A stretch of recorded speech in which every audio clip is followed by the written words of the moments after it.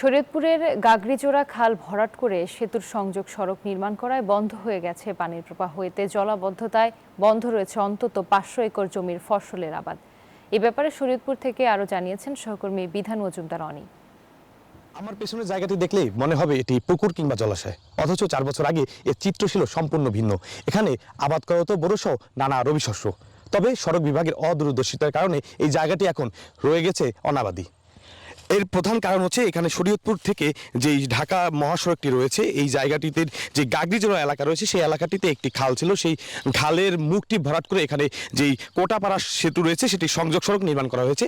এতে করে এই অঞ্চলের সম্পূর্ণ জমি কিন্তু অনাবাদি হয়ে গিয়েছে।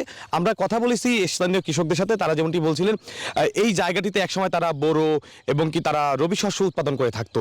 তবে 4 বছর আগে এখানে যে গাগড়িজোড়া খালটি রয়েছে সেই খালটি মুখ ভরাট করে দিয়েছে সড়ক বিভাগ। তারা কিন্তু তখনই প্রতিবাদ জানিয়েছিল। তবে সড়ক বিভাগ থেকে জানানো হয়েছিল যখন এই সেতুটি সংযোগ সড়ক নির্মাণ করা হবে পরবর্তীতে তাদের যে পানি নিষ্কাশনের ব্যবস্থা করে দেওয়া হবে। তবে তারা সেই আশার বাণী শুনিয়ে গেলেও কিন্তু তাদের সেই কাজ কিন্তু তারা করে দেয়নি। ফলে এই অঞ্চলে সম্পূর্ণ অনাবাদি হয়ে গেছে। এখানে কৃষকরা কোনো ধরনের আবাদ করতে পারছেন না। তারা কিন্তু বিভিন্ন দপ্তর ইতিমধ্যে গিয়েছেন। তারা বলছেন যে এই এলাকাটি যদি চাষাবাদের পুনরায় উপযোগী করা হয় তাহলে কিন্তু হাজারো কৃষক এখানে চাষাবাদ করে তারা জীবন ধারণ করতে পারবে, এমনটি তারা বলছেন। আমরা কথা বলেছি কৃষি সম্প্রসারণ অধিদপ্তরের সাথে, তারা যেমনটি বলছিলেন এই এলাকাটি যেহেতু একটি খাদ্যশস্য উৎপাদিত এলাকা, সেক্ষেত্রে যদি এই পানি নিষ্কাশনের ব্যবস্থা করা হয় তাহলে কিন্তু কৃষকরা পুনরায় এখানে আবাদ করতে পারবে, তারা তাদের জীবিকা এখান থেকে নির্বাহ করতে পারবে।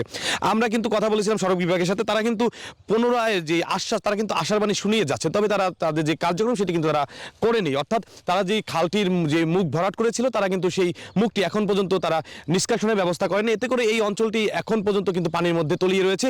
এই পানি শুধুমাত্র বর্ষা মৌসুম নয়, বর্ষা মৌসুমে যে পানিগুলো জমে থাকে সেগুলো কিন্তু বের হওয়ার কোনো সুযোগ থাকে না। এতে করে এই অঞ্চলটি এখন দেখলে মনে হবে একটি পুকুর কিংবা জলাশয়। তো এখানের কৃষকরা দাবি জানিয়েছেন যে অনতিবিলম্বে যদি এখানকার যেই খালটি রয়েছে সেই খালটির মুখটি আবার পুনরায় সচল করা হয় তাহলে কিন্তু এই এলাকার আবার সেই শস্য উৎপাদন করতে পারবে তারা, এমনটি তারা বলছেন। তো এই ছিল শরীয়তপুর থেকে সর্বশেষ তথ্য।